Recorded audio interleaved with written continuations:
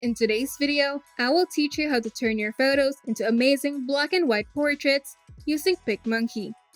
Let's get started.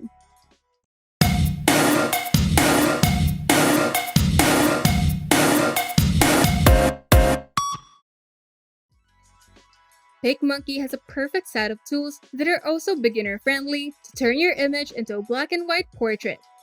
First, open your image in PicMonkey. Now, go to the sidebar and open the Effects tab.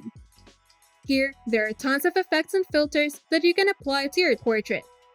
Now, scroll down until you see the black and white category. If you think that black and white effect is plain and boring, then think again. In PicMonkey, there are multiple black and white effects to choose from. The basic black and white effect gives your image the classic black and white effect. You can also adjust the fade amount of this effect on the fade slider to adjust how much black and white effect you would like to apply. The lower the fade value, the more black and white effect will show up. The higher the fade value, the less black and white effect, and the colors can peek through the effect more. Next is the super black and white.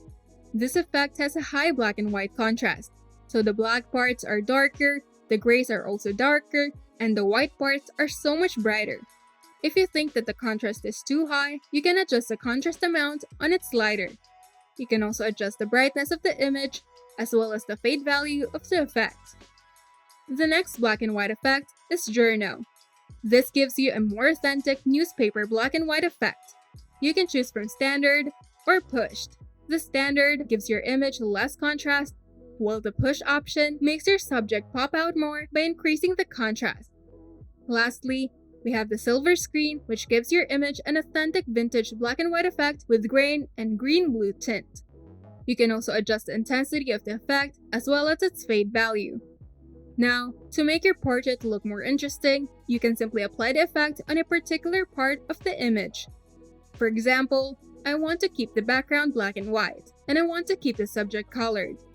So first, choose the black and white effect that you would like to use. Now, press the paintbrush icon and switch to brush mode. Now, you can change the brush shape, size, hardness, strength, rotation, and spacing. Then simply go over the areas where you would like to apply the effect on.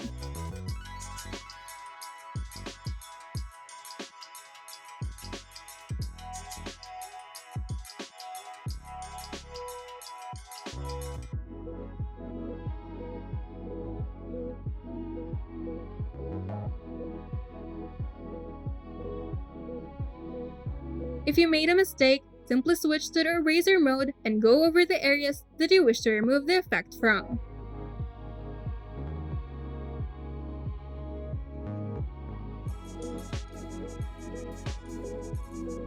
And once you're done, you can now save it to your computer or share it to your social media.